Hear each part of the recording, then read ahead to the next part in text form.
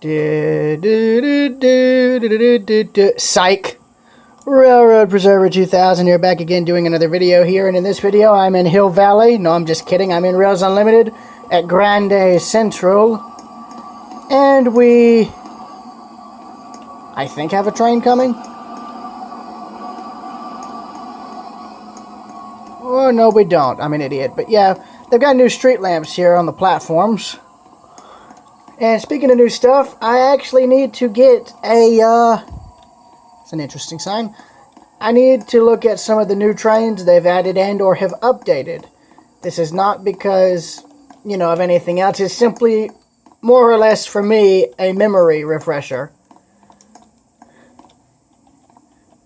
So, without further ado, let us do it. So, starting off at the bottom of the list, we have the Western Coal Connector. This is a Burlington Northern coal train consist with modern equipment, or semi-modern equipment, and I'm going to spawn it on track 1 at Berkshire.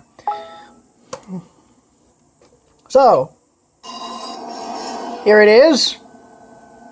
And forgive me if I hope the video audio is fine. I'll have to check. So, I'm going to let this run. I'm going to pause the video until it's daybreak, and I will check back in. Semaphores drop to red, boys. And you can see the moon setting there, and I believe sunrise will occur in just a few minutes. I'm also going to close Steam out because I don't need it. Listen to that diesel power up. As Jeremy Clarkson once said, we need more power! And here's a glorious sunrise in Rails Unlimited.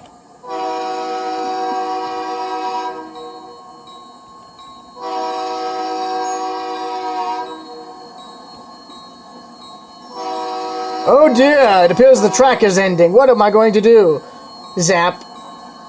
Brings more track in, dang it.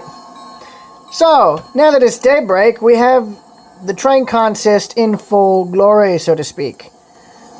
So, we have two Burlington Northern standard cab units, which are 6-axle. They have 6 traction motors underneath. And these were primarily used by Burlington Northern as, I guess, main road power before the wide cab units came along later in the 90s. Late 80s and 90s. Behind them, we have some aluminum hopper cars, coal hoppers, all company owned. These would have been owned by Burlington Northern. I'm going to slow the train down to about 45, so I can actually look at this thing. There we go, 45 miles an hour and crawling. So, you got the lead engines here, and then you've got the coal hoppers. Now, these are the aluminum hoppers that I've already talked about, but these are actually representing ones that would have been owned by Burlington Northern. Now, most of the time you see a train passing through them. No. Most of the time you see these cars being owned by leasing companies now. They're not owned by... Only with railroads that haul coal themselves do you see the railroad name on the hopper cars anymore, but most of the time the cars are leased by power plants and leasing companies to the railroad to haul coal back and forth. So, yeah, speaking of the coal haul, I need to get this train moving. We are running out of time, and I do not want to be late. So, with that being said, it is about time I increase the power to absolute Florida Man levels. You've heard of Florida Man doing crazy stuff. Well, this here is Georgia Man. We do even crazier stuff. Yeet!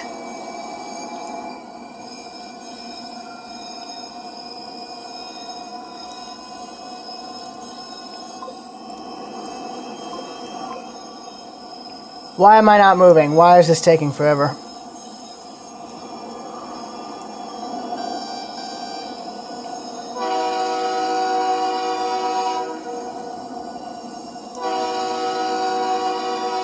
Uh-oh, there we go. There we go. Let's have some fun.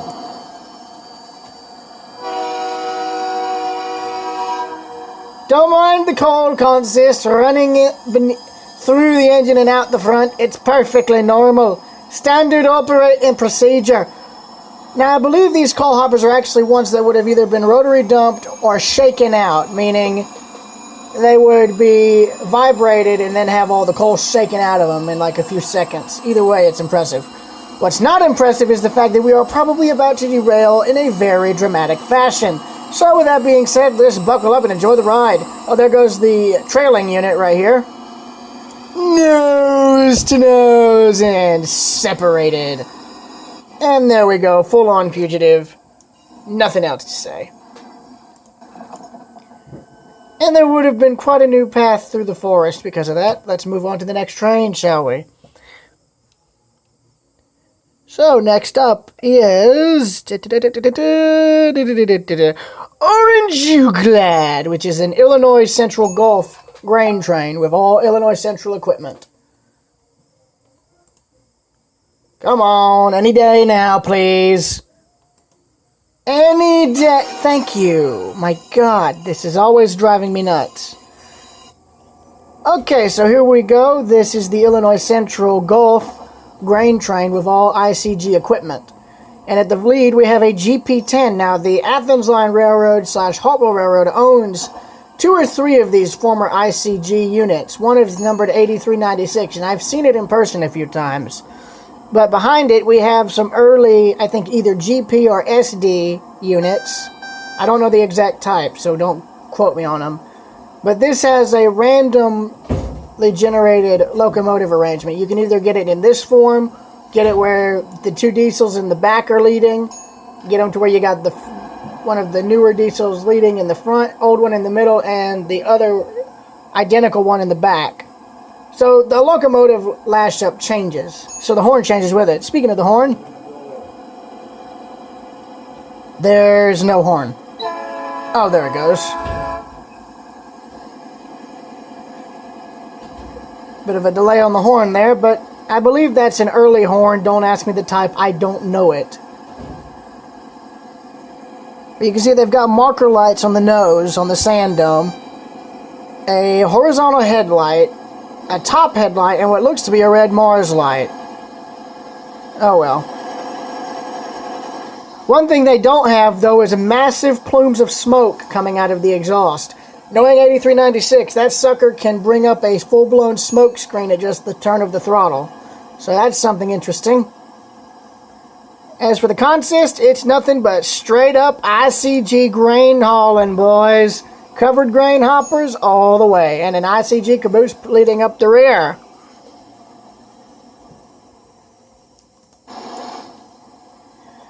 So, seeing as I don't want this grain to ferment and turn into freaking alcohol, we need to get this train we need to get this thing moving. So let us move, boys. Over Riv. And there we go. Well, at least...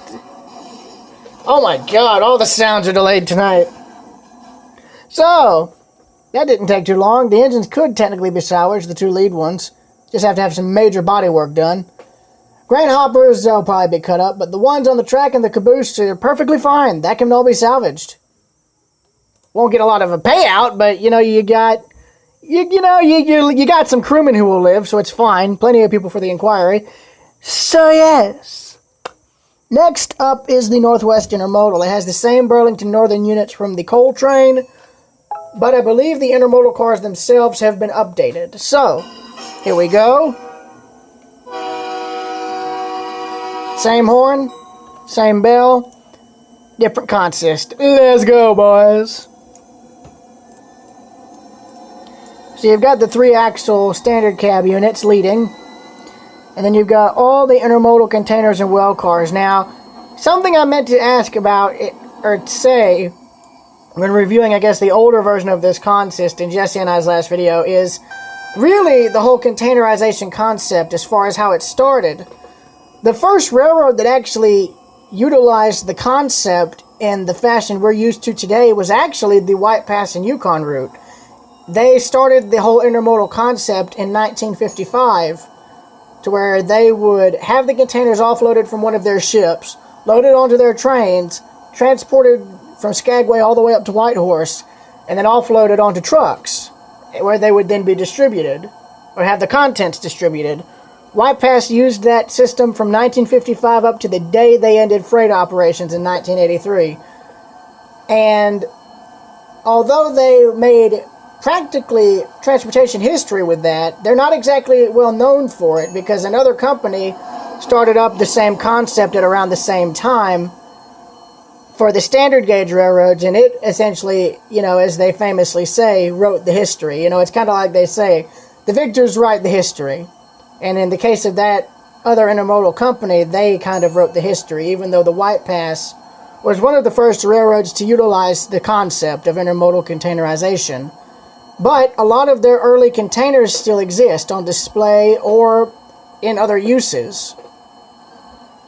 Though they probably won't be used by the railroad itself again, there's a high chance, that you might see it. And they also had a similar concept for hauling iron ore. Or not iron ore, but lead zinc ore, whatever ore haul they moved. Through the 60s, 70s, 80s, etc. So yeah, speaking of this, it's about time I get this stuff moved to the next port at a rather rapid pace. So with that being said, let's do it.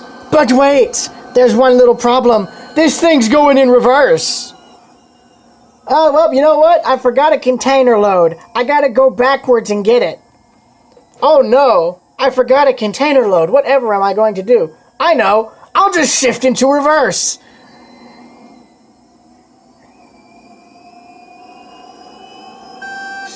Awesome, dude. You're going to have a hard time keeping up with me. Have fun not catching up. See ya. Wouldn't want to be ya. I'm out of here. Bye-bye.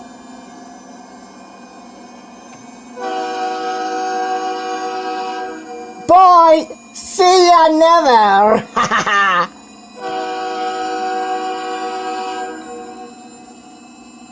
Buddy, you're seriously tempting fate here. Why are you doing this? And now everything's passing by backwards at ludicrous speed. But unfortunately, we will not be passing backwards much longer, because I believe this engine is about to flip over right about here. There we go, knocking out tons of trees in its way. Oh, wow. We almost ended up in the river there. Well, that was interesting. Let's get to the next train then. Alright, so after wrecking the intermodal, we now are going up to the Leasers Paradise. Now this is another train that has a lot of differences, well not differences, it has the same locomotive lash-up differences as the Illinois Central Gulf engine. And what the heck is happening here? Mother of God! So anyways, regarding the consist, you have, well I'll show the consist in a minute, but as far as the locomotive lash-up, you can either get this train with the two red Leasers, two blue Leasers, red leading and blue trailing, or blue leading and red trailing. So, regarding the consist, I'm going to slow this to 55. I don't remember the exact locomotive type, okay? There's so many different diesel models that look similar that I honestly am going to mess them up like I did last time, okay? So don't grill me for it, please. I get enough of that as it is. So here's what the horn sounds like on the, I think this represents a leasing company. I know the blue represents GATX, but I don't know what the red it references. K5LA, similar to what's on Amtrak. So as far as the consist goes, you have the two leaser units up front. I'm going to speed this up a bit. You've got a Union Pacific boxcar, 3 bulkhead flats loaded with pipe. Got a Kansas City Southern, not Kansas City Southern, you got a Norfolk Southern boxcar, a leased boxcar, rail boxcar, 2 of them, 2 Burlington Northern grain hoppers, and a Montana Rail Link covered hopper. 1 Burlington Northern hopper being smooth, the other being rough edged. So, Let's get this to full speed, shall we? Listen to the sound of that diesel engine revving up. It is something most gearheads love. Yes, get all the horsepower we can get out of these things, boys. But wait, the disconnection failed. The couplers have failed. We do be losing some couplers, though. I believe you all know what's about to happen, so I don't even have to say it. Just enjoy the ride.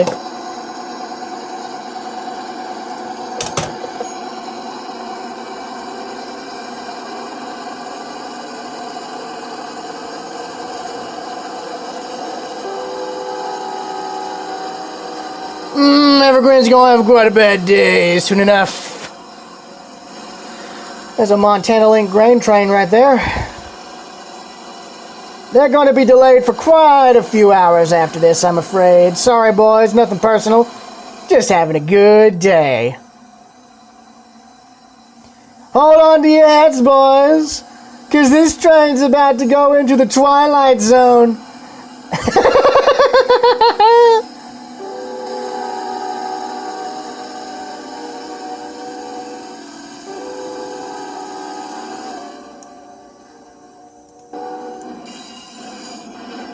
And that's that for that one. So next up is the industry local.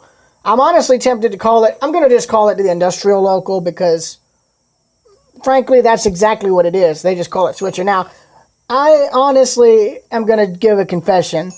I found a problem with this where the two hopper cars in the consist did not have all the bays. Like, they missed a bay or two. And I'm going to be honest, I think I bugged the developers a little too much about adding them, but either way, they were able to go on in, fix the problem, and add it without a problem. But, you know, that just goes to show next time, always double check and make sure your stuff actually is fully done without, you know, instead of just assuming, because then you'll find it'll be a lot easier instead of having to go back and fix stuff like you did this time. So, you've got a GTAX leaser engine here, a switcher. I don't know the exact type, but I believe it was either an MP1500 or an SW1500. I don't know. I could be wrong.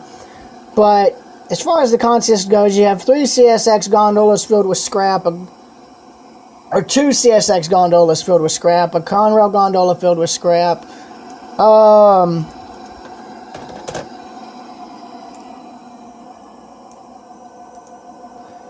We got a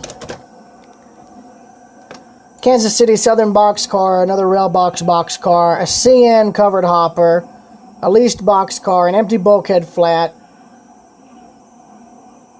2 Norfolk Southern grain hoppers that still don't have the bays, and a Union Pacific gondola bringing up the rear. I'm going to have to let the developers know about the fact that their thing is still bugged out. For some reason, it is still bugged. I don't know why.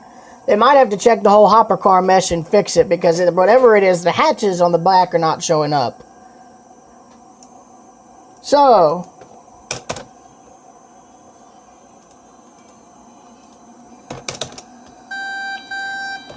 anyways, the industry that I'm sending this stuff to kind of needs this stuff urgently, so I believe you know what's going to happen next. Oops, coupler failed. Totally nothing unusual, folks. This is perfectly fine. Bell's the same as on the ICG local. Bell's an E-bell, just basically standard now. We do be getting a bit of speed up, boys. Yes, this train is about to go into the stratosphere. Oh my god, that car just went flying. Oh my gosh, 300 miles an hour going to 0. At this point, the headlight would have kind of gone out, like because, I don't know, the engine is being ripped out of the freaking frame at this point with how fast this thing hit the ground. But other than that, that's fine. It almost hit the mountain, so that's good. Next train is in the Steam section under Premium.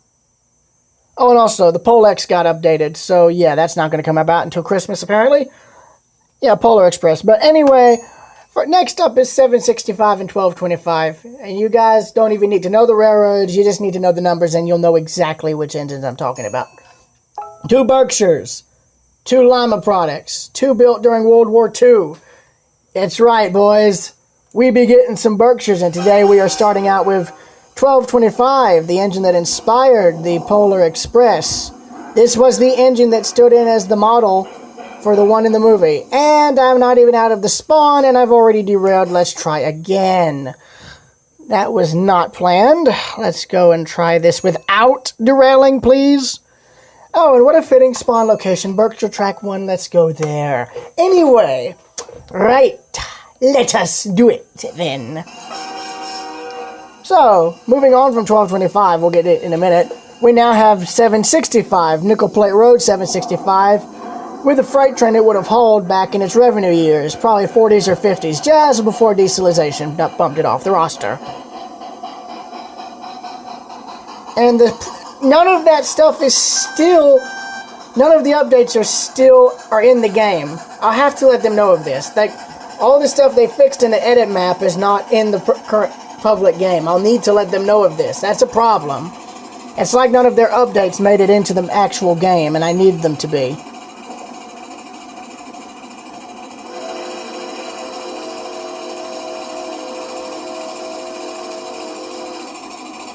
But the whistle audio is accurate for both 765 and 1225.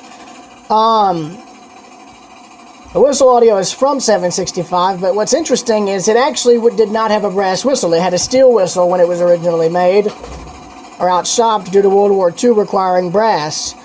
And it actually used that whistle up until, I believe, the early 80s, and then it was replaced. But the engine was restored during the 1970s, late 1970s, and actually moved under its own power for the first time in, I think, 20, 30 something odd years, on, I think, September 1st, 1979, and it's become a steam locomotive excursion legend ever since.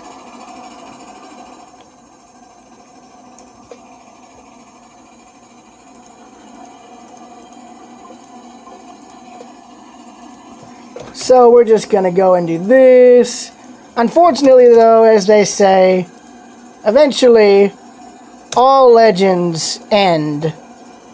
But as they say, unfortunately, all legends eventually have to die.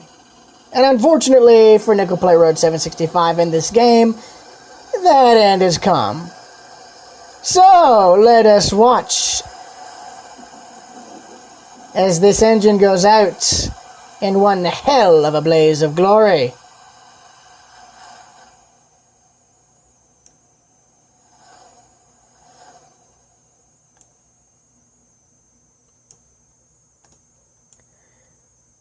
Oh, actually, it seems like it might be salvaged. Never mind. So, next up is 1225, which has probably not had the same updates done make it into the game either. I'm going to have to let them know of this. This is a problem.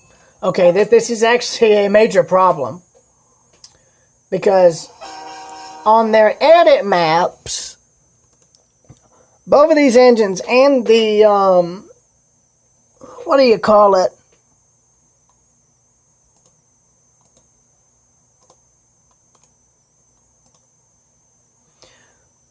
Both 765 and 1225 had their audio levels raised. That was something I told them, which was during, when I was running these, you couldn't hear the bell or the whistle audio they're running at full speed. But anyway, I'm going to move slowly. So here's Pierre Marquette 1225. I know it's owned, I believe, either by another volunteer organization similar to Fort Wayne or something similar, but it and 765 have actually run together on numerous occasions. The most well-known occasion being when they both ran side by side up in Huntington, West Virginia during the 1991 National Railroad Historical Society convention. And it was quite a show. I've seen video of it. It's impressive, but this engine's other claim to fame is that it was basically used in the Polar Express. It was the engine that inspired the Berkshire you see in the movie. All you'd have to really do, if you have a model in the Polar Express scheme, is just paint over the Polar Express name and write Pierre Marquette, and boom, you got 1225. But nah, this is the excursion consist it normally has. So in the front, you have what may be a tool car, behind it a generator car, and then 3 to 4 passenger cars. Now the whistle, I believe, is actually audio from 765's earlier whistle, if I'm not mistaken. So, yes. Yeah, that actually sounds like 765's earlier whistle, but it's not a problem because both engines are Berkshires and both would have had a similar, if not identical, whistle. So, the bell audio for both is the same generic bell from most of the steam locomotives, but either way, I'll have to let them know that the updates they made in the edit maps did not make it through to the public game. For some reason, none of the updates and fixes they made in the edit maps have made it into the public game, so I'll have to let them know about that. Because on the edit map version, the audio isn't raised enough to where you can hear the bell and the whistle fine. So, yes. So, yeah, nah, this is fine. I'm just gonna, I'm totally not about to engage the hidden flux capacitor that's in this thing's cab somewhere. So don't worry, we'll get to where we're going on time. It's just gonna be, we're gonna be there in the next century. So, nah, it's fine. We're just gonna arrive at our destination in like the next century. Don't worry, we're gonna arrive on time, alright? We're gonna arrive so early that we'll be in the next century. Oh my gosh! So yeah, I believe we've arrived. And I believe that concludes... I'm in the dark apparently. So anyway, I believe that concludes this insanity. So, till next time, Rare Observer 2000 signing out.